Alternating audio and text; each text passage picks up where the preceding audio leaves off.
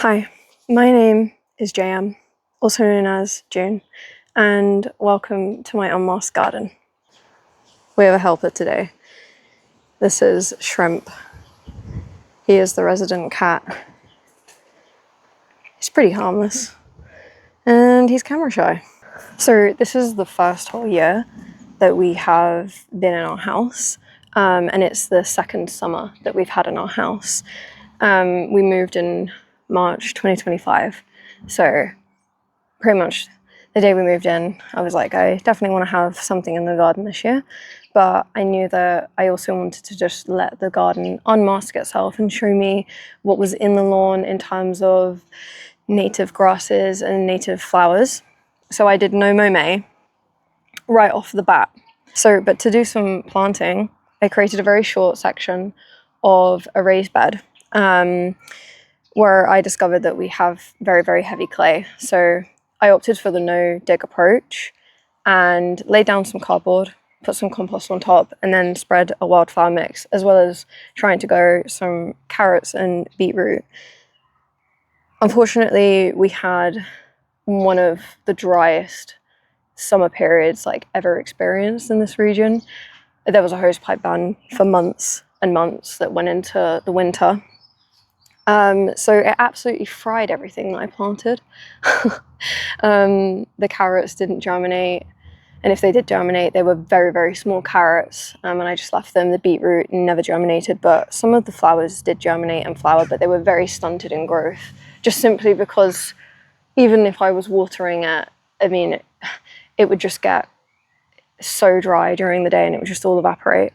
But also in the first summer, I did do lots of pots on the patio, so lots of geraniums and petunias. I love the black petunias that you can get, and I also love the kind of galaxy sky petunias that you can get. So I still had lots of life and colour in the garden in the first year. Also, because I am an enthusiast of no mow, I actually decided last year, because of the drought period, not to mow the grass at all. So it went from no mow to no mow summer. And honestly, it kept the water, it really helps the soil retain water, and the grass did stay greener for longer. Oh my gosh, my cat is having a hairball. So yeah, overall, in the first summer, from letting the garden unmask itself, I concluded that we have very, very heavy clay, but we have a good wildflower population in the lawn, so lots of white clover, lots of different grasses, buttercups, daisies, and then another purple flower that I have noticed that I can't remember the name of too. And yeah, also from the first year, I got to fully understand how the drought period over the summers will impact the garden, and that ultimately led me to be able to consider what plants I was going to put against this fence, which is south/southeast facing and got very, very hot in the summer as well. So knowing all of this, I decided to prioritize planting trees and plants that needed years to establish. I was also very limited by budget, which was very low. Also, I am inspired by my grandparents' garden, or by their garden that they used to have. So they used to have lots of apple trees, so they had cooking apple trees and gala apple trees, and the way that their garden was laid out is had a weaving raised bed either side, which had lots of plants like hydrangeas and roses, etc. So I knew I wanted to incorporate some of that, because obviously it was basically my childhood. They also had a tortoise called Bluebell, which I adored. He would always headbutt your shoes if you had grey shoes on, because he used to think it was another tortoise. Some trees that I already had were my fig tree, which I've had for 10 years. It's been growing in pots, and I finally got into a position where I could put it in the ground. And I also have a red currant bush that I've had for 2 years, and then a white currant bush that I bought from Morrison's last year. In this time that I was researching what trees that I could put on this south-facing fence, I fell in love with magnolia trees. and also pear trees. So I basically decided that I wanted a mini orchard. And then, so toward the end of the summer, I did a small amount of work on a soft fruit farm. And in this time, I learned about the management of apple and pear and cherry trees, and it was so interesting to me as well. So it really solidified this decision.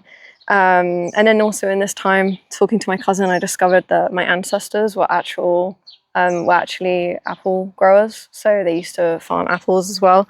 And it just felt like a special connection between me and my ancestors. The farmer that I was working for kindly gave me 3 apple trees.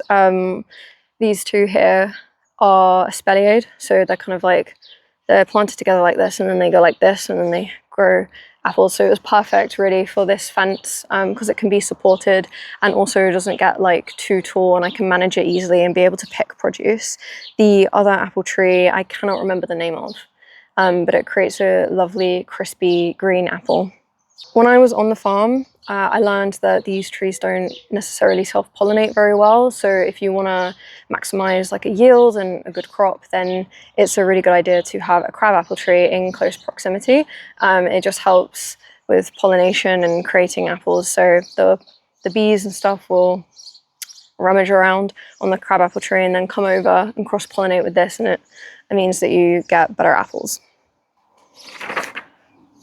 I bought the crabapple tree for £20, including postage. The variety is called Malus Everest, and it creates like a really beautiful orangey red crabapple.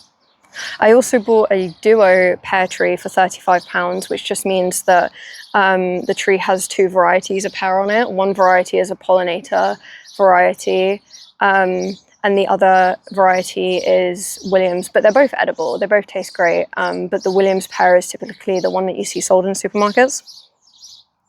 The greatest cost in terms of trees was the magnolia tree, which is just here.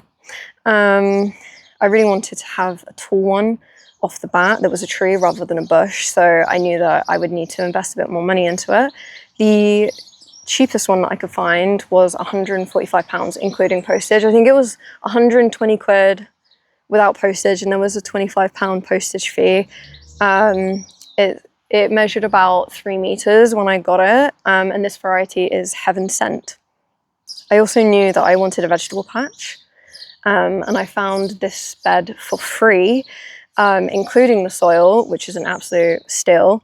But some of the wood panels were a bit rotten, so we replaced them with some cheap wood panels from Wix, and there wasn't too many in the end. Over the last year, I've been able to collect so many free plants from the community. These 2 rose bushes I got for free from a lovely old lady that was moving out of her house and she wasn't going to be able to have a garden in her next place. I also got 2 hibiscus bushes from her. I think one of them's blue chiffon, which is like a beautiful colour, and the other one I believe was pink. I also got another rose bush from that lady, which I have tucked away next to the green apple tree, which is a lot smaller of a rose bush. The bulbs here next to me are alliums, which I also got for free through a gifting. So, you know, when people ask me, oh, what would you like for Christmas? Immediately bulbs. I love bulbs. Bulbs to put in the ground. And so I planted them in December as well. And yeah. And then the rest of the plan is to just let the garden be wild. I love wild, messy looking gardens, especially when you get to see all of the wildflowers that come up, and also the different looks of wild grasses. I am doing a similar approach this year as to last year with No Mo May, and we're in June now. So the only thing is that I need to think about getting access to this vegetable patch so I don't have to worry about trampling on flowers and grasses and bugs and stuff. So I will create access paths to the vegetable patch and also the raised bed as well over there, but I am going to leave kind of like circles and like spirals of areas that are just going to remain long. We've had a lot of wild geraniums this year, so I want to allow them to go to seed and spread more in the garden because I think they're really beautiful and dainty. I am anticipating another drought this summer, purely because May was so dry that I used all of the water in the water butt in 2 weeks in May. We had absolutely no rain. It was incredibly dry. It was also incredibly hot, and I need to make sure that the trees don't dry out. It's their first year. It's really important to water trees so they can establish well. And once they've established well, you don't necessarily always have to water them. But yeah, it's been a really difficult time in terms of keeping everything watered and growing well. When I've been walking around the garden, I've noticed like there has been a good amount of activity with pollinators. It was a bit slow to start off with. I think the late frost really affected everything. I mean, it killed all of my figs off of my fig tree, other than one, but it also impacted the pollinators. There was quite early activity, and then the frost, it just kind of like really saw a sharp decline in our garden about it. But now we seem to be okay. There's lots of bumblebees, honeybees, and just general pollinators and hoverflies.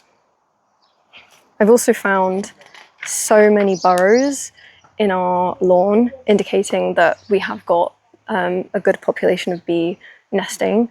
For my garden, I want it to provide a foraging habitat for these pollinators, but also for humans, me. And also it provides such a lovely space for my cat too, who loves nothing more than to just wander around and take naps. And also hairballs, apparently. One of today's gardening tasks is gonna be looking around, seeing what's growing. I can see already in here, the squirrels have been in my vegetable patch and have planted a peanut. And now I've got a peanut plant going in there, which is, I mean, it's exotic at least. Whether or not it will make any peanuts, we'll see, but I am gonna leave it in there. I've also got my lettuce that's germinated, which is good. My sugar snap peas are doing good as well. And I have so many strawberries to pick, which is what I'm gonna go and do now. So I will see you next time.